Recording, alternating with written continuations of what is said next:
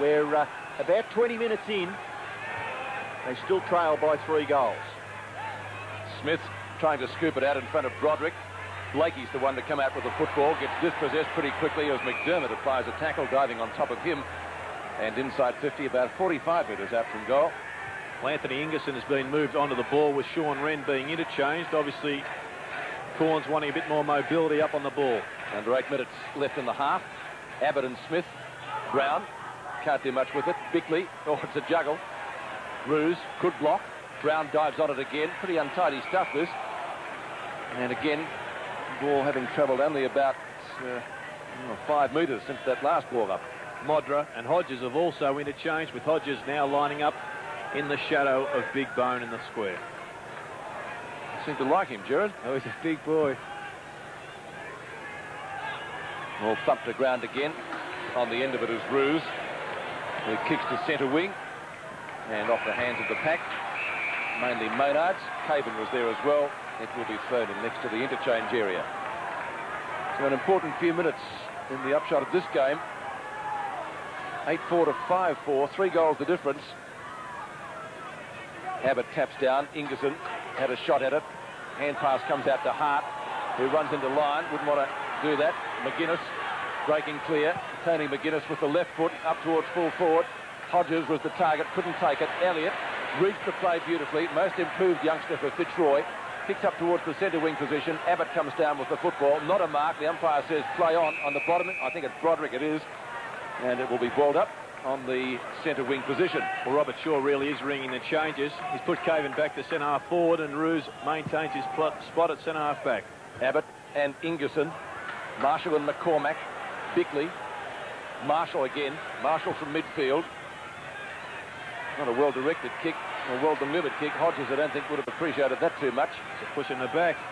Blakey shuffles the ball out in front, tried to get it to Wine, and Jimmy Wine did well to get a kick at it. Gale on the end of it. He'll have to be quick, Michael Gale, and he is. But the pressure got to him in the end, and it's out of bounds in front of Jeremy Gard. And a little bit mind having another look at that. Yes, it looked as if it was out in the full. May well have picked up an inch or two of the line, but good pressure from Tony McGuinness, and that's the value of a chase. Oh, I'm pretty sure it was out of bounds, Gerard. No doubt. On the full? On the full, yeah. Yeah. The boundary throw, and it is. Wheeldon with a good knock on. Maynard with the front position from Caven to McDermott, and McDermott kicks up to midfield and beyond. A little awkward for Smith. Able to gather it and knock it behind himself. Looked okay. Lee looks a little out of sorts. Fitzroy dispossessed. McCormack, Broderick. Back to McCormack. Hand pass further. Baldwin running beautifully on that outer wing. No one home there for Adelaide. Mark easy as you like to Ross Lyon, and he's only 40 metres from goal. Well, it really is the Fitzroy pressure, Robbo, that's dispossessing the Crows, and if they do get a kick, it's under pressure. Here we see a handball from McCormack, sets up Baldwin, who's doing well on that outer wing, and Ross Lyon, unattended, takes an easy chest mark. Lyon kicks for goal and misses by a big margin in the finish. Well, it was the same pressure that brought the Crows undone in the night series, and we were led to believe that Terry Wheeler thought that was their Achilles heel in the opening round.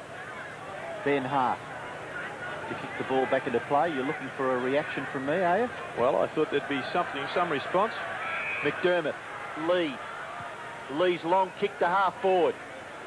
Smith can't mark. The crumbs are gathered. Liptak, kick a goal, son. Liptak shoots for goal, and he puts it through.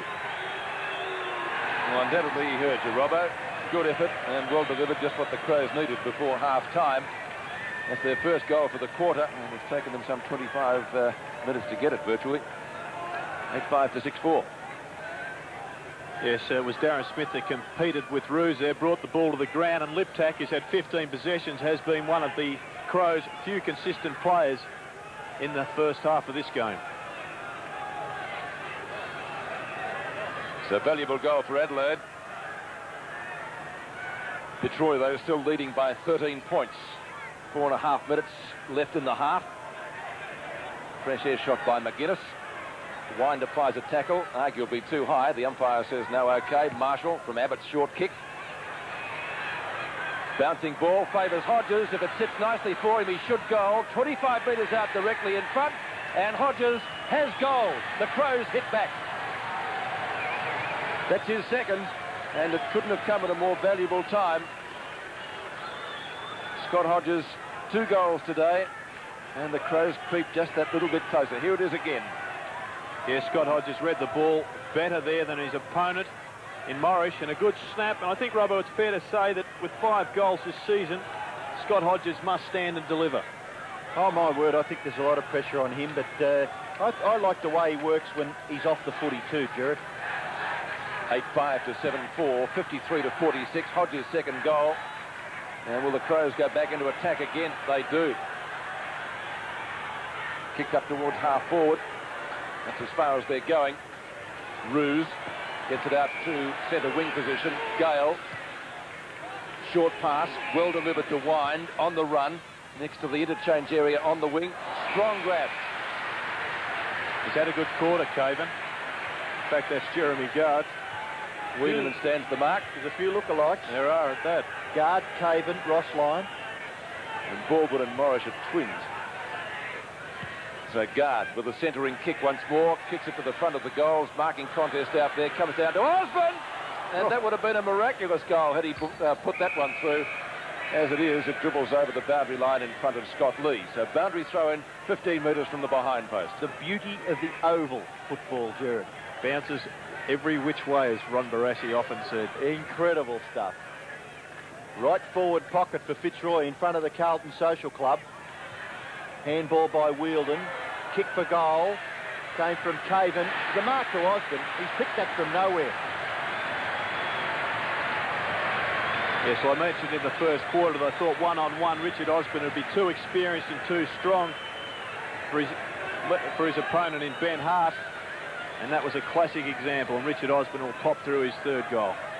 He's obviously got a lot of good, real strength in his body, Richard Osborne, and he's been a weights fanatic for years. And just being that old, must have a strength advantage. And he kicks the goal quite simply. So Osborne has now kicked 3. He's the leading goal scorer on the ground. Scott Hodges has kicked 2 for Adelaide. But the scoreboard showing Fitzroy with a 13-point advantage, 9-5 to 7-4. Yes, a good chest mark in the end, under extreme pressure with 3 Crows players also on screen. Richard Osborne. Reconstruction 2 years ago, took a while to get his confidence back last year, but I think we're going to see the very best of Richard Osborne return this year. Abbott to contest the bounce for Fitzroy. Osborne has now scored 3 goals, 3. 13 points the difference in favour of Fitzroy, 9-5 to 7-4. As the sun breaks through the clouds here at Princes Park, Brown tries to break the pack, couldn't do so. The 2 Supermax combine. McGuinness has kicked up towards Hodges. He's got support there from Modra, who gets taken out of it with a good bump by Roos. Leaves it for Seacamp. Seacamp's long hand pass. And Wine playing a tremendous game today. Kicks to the centre wing. And Fitzroy playing with a lot of confidence. Wheeldon onto Dundas. Dundas up to half forward. Caven ran with it. Maynard gets taken down. Beautiful tackle. Yes, well, he tried to barge through the pack there, young Ben Hart. Unfortunately, ran into the groping arms of big Caven. And from this distance out, the 50-metre mark, he's a dead-set chance to kick a goal. Yes, couldn't get through there. Stephen Kernahan got away with something like that last night, but not today here. Ben Hart stands the mark. Caven, right on 50, gives it every possible chance, a reasonable sort of a roost for a goal.